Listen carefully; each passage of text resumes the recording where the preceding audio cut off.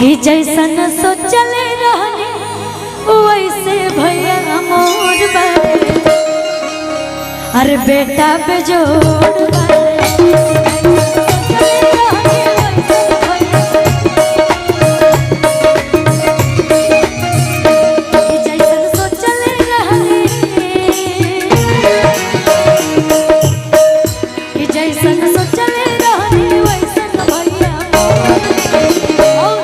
समझ से भी बेजोड़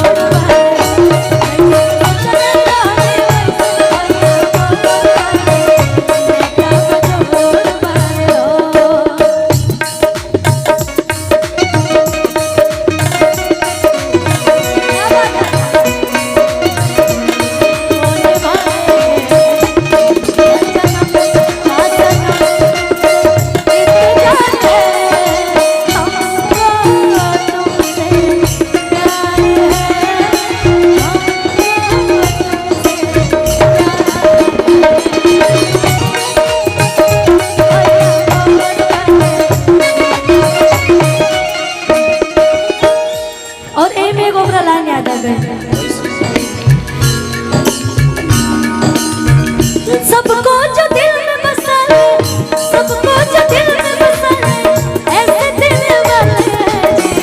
और यहाँ सब यूपी वाले हैं ना भैया, सब यूपी वाले हैं ना, तो मेरे साथ बोलिएगा हम यूपी वाले हैं, हम यूपी वाले हैं, हम यूपी वाले हैं।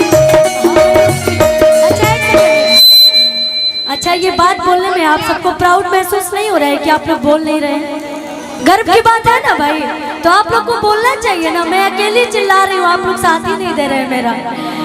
कि सबको जो दिल में बसा ले,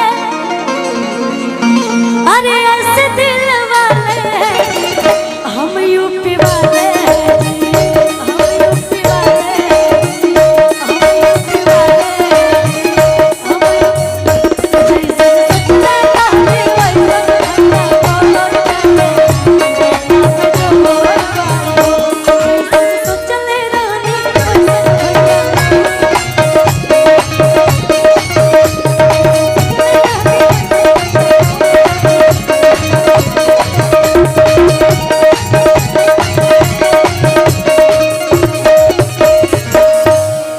अच्छा ये किसी का आधार कार्ड गिर गया है, इस पे लिखा है प्रेम गिरी जी। किसका आधार कार्ड है?